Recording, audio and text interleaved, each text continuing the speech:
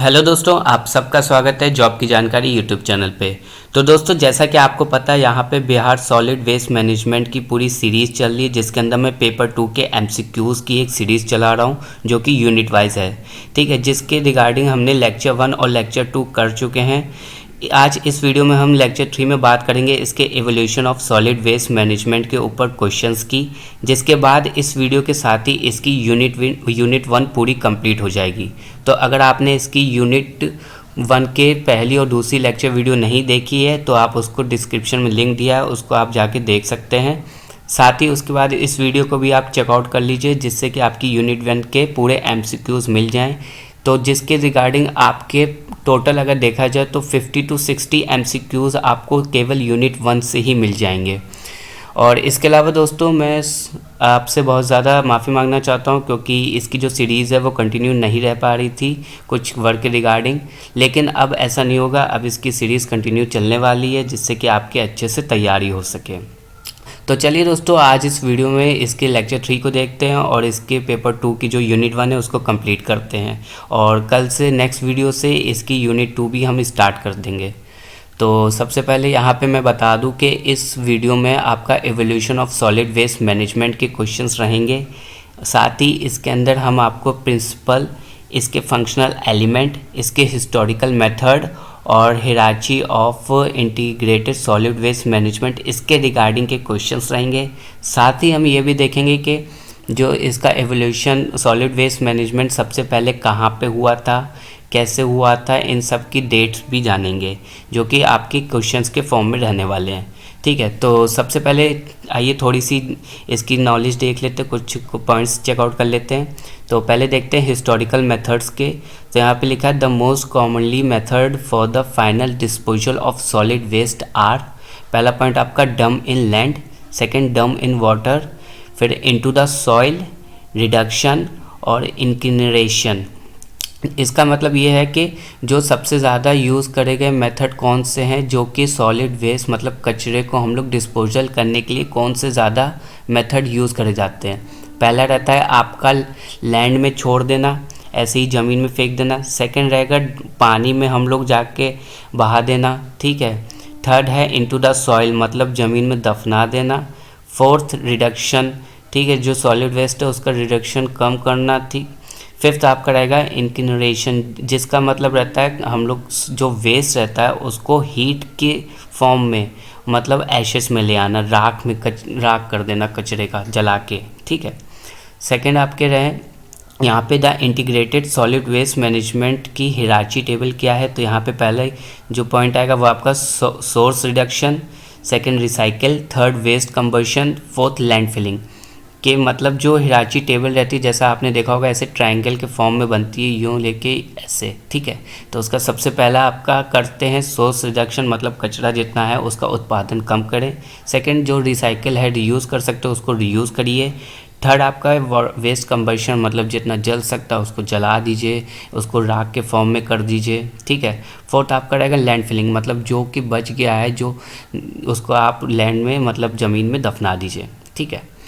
तो चलिए दोस्तों, अब इसके क्वेश्चंस एमसीक्यूज़ को देखते हैं। तो यहाँ पे इस वीडियो में आपको मोस्टली 15 to 16 ही एमसीक्यूज़ देखने को मिलेंगे, लेकिन इसके जो पहली 2 वीडियो हैं उसमें आपके 20 क्वेश्चंस हैं।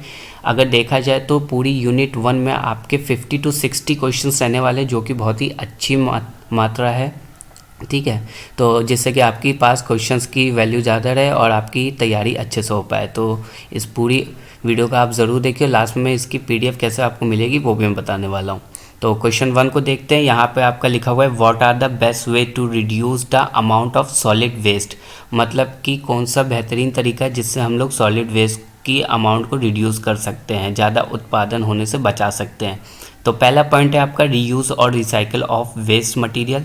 सेकेंड ऑप्शन है limit the consumption of raw material. Third option है increase the rate of recovery. Fourth option all of the above. तो यहाँ पे आपका सही आंसर रहेगा ऑल ऑफ द अबव। इन सभी तरीके से आप इसका रिडक्शन कर सकते हैं, रिड्यूस कर सकते हैं। ठीक है।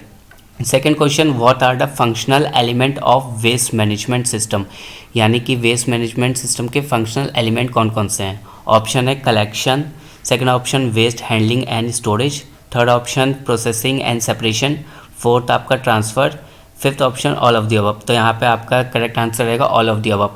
तो यहाँ पे अगर आपसे पूछे फंक्शनल एलिमेंट कौन कौन से, तो आप इन चारों पॉइंट को याद कर लीजिए। ये चारों पॉइंट आपके फंक्शनल एलिमेंट हैं। तो यहाँ पे मैंने आपको एक छोटे से फॉर्म में फंक्शनल ऑफ एलिमेंट बता दिया है, ठीक है। अगर आपसे पूछे कि कलेक्शन क्या है, तो कलेक्शन आपका फंक्शनल ऑफ एलिमेंट है, ठीक। थर्ड ऑप्शन आपका थर्ड क्वेश्चन आपका यहाँ पे handling, storage, collection are what. तो ऑप्शन आपका है functional element of waste management system. दूसरा ऑप्शन है principle of waste management system. Third option है advantage of waste management system. Fourth आपका ऑप्शन है नॉन ऑफ द अबव। तो यहाँ पे आप देख सकते हैं कि हैंडलिंग, स्टोरेज, कलेक्शन, ठीक है, आपका ये सब क्या है, ये आपके functional element of waste management system. तो कई बार क्वेश्चन ऐसे फॉर्म में भी आता है और इस फॉर्म में भी आता है। तो यहाँ पे मैंने दोनों ही फॉर्म में आपको बता दिया है, ठीक है। अब आपको एक अंदाज़ा लग गया होगा। फोर्थ क्वेश्चन क्या आगे देखते हैं। तो यहाँ पे लिखा हुआ है arrange the correct order of functional element waste management system, ठीक है। तो यहाँ पे पहला ऑप्शन आपका रहेगा transfer disposal, second collection separation, third आपका वेस्ट जनरेशन, वेस्ट हैंडलिंग। तो ये आपके वो हैं, ठीक है, ऑर्डर। और यहाँ पे आपको अरेंज करना है। तो अरेंज में आपके ऑप्शंस ये हैं। तो जिसका करेक्ट आंसर रहेगा आपका थर्ड, सेकंड एंड फर्स्ट। तो अब यहाँ देखें, पहले आपका आता है वेस्ट जनरेशन और वेस्ट हैंडलिंग, उसके बाद आपका आएगा कलेक्शन सेपरेशन, इसके बाद आपका आएगा ट्रांसफ़र एंड डिस्पोजल, ठीक है। तो यहाँ पे आप एक चीज़ नोटिस करिए कि जो फंक्शनल एलिमेंट होते हैं ये एक ऑर्डर में होते हैं, ठीक है। पहला आपका आता है वेस्ट जनरेशन, उसके बाद वेस्ट हैंडलिंग, उसके बाद कलेक्शन, फिर सेपरेशन, फिर ट्रांसफ़र और फिर डिस्पोजल, ठीक है। तो यहाँ पे फंक्शन ऑफ एलिमेंट से रिलेटेड मैंने आपको तीनों फॉर्म में क्वेश्चन बता दिए हैं, ठीक है। इनमें से कोई एक फॉर्म में आपके क्वेश्चन पूछे जा सकते हैं। फिफ्थ क्वेश्चन आपका है यहाँ पे full form of the ISWM। तो ऑप्शन आपके हैं यहाँ पे integrated solid waste management, second integrated soil waste management, third internal solid waste management, fourth industrial solid waste management. तो यहाँ पे करेक्ट आंसर आपका रहेगा इंटीग्रेटेड सॉलिड वेस्ट मैनेजमेंट, ठीक है, जिसकी हिराची टेबल मैंने आपको ऊपर बता रखी है, तो उसको भी आप चेकआउट कर लीजिएगा। सिक्स क्वेश्चन आपका यहाँ पे है कि in which year the first ever municipal dump program was initiated in Athens. तो ये तो आपको पता है कि सबसे पहला जो आपका म्यूनसिपल डंप प्रोग्राम हुआ था वो एथेंस में हुआ था, पर कौन से ईयर में हुआ था ये भी आपसे पूछ सकता है। तो ऑप्शन आपके यहाँ पे हैं 300 BC में, 400 BC में, 500 BC में या फिर 600 BC में। तो इसका करेक्ट आंसर है आपका 500 BC में, ठीक है। सेवेंथ क्वेश्चन के ऊपर बढ़ते हो। तो यहाँ पे क्वेश्चन है the first major attempt to minimize the waste was initiated by the. Option आपके British, second option Japanese, third option Chinese, fourth option USA। तो यहाँ पे है कि पहला में सबसे बड़ा अटैम्प्ट कचरे को मिनिमाइज मतलब कम करने के लिए किसके द्वारा कराया गया था, ठीक है। तो ये कराया गया था जैपनीज़ के द्वारा सन 1031 के उसमें, ठीक है। तो ये आप दोनों याद कर लीजिएगा। एट्थ क्वेश्चन है आपका the process of incineration was introduce in. तो ऑप्शन आपके यहाँ पे 1874, second option 1774, third option 1872, fourth option 1772। तो यहाँ पे भी पूछा गया कि इंक्रीनेशन की वॉज कब इंट्रोड्यूस होता, मतलब कब आया था, लागू कब किया गया था। तो आपको ऊपर मैंने बताया कि इंक्रीनेशन जो प्रोसेस होता है वो यहाँ पे होता है convert the waste into heat या फिर ऐश वाया कंबशन, मतलब कंबशन के ज़रिए इसको कचरे को ऐश में या फिर हीट मतलब जला के राख में बदल देना, इसका मतलब होता है इंक्रीनेशन प्रोसेस, ठीक है। तो ये इंट्रोड्यूस हुआ था आपका 1874 में, ठीक। नाइन्थ क्वेश्चन के ऊपर बढ़ते तो यहाँ पे क्वेश्चन है which one is the part of integrated solid waste management hierarchy. तो हिराची टेबल मैंने आपको ऊपर बता रखी है।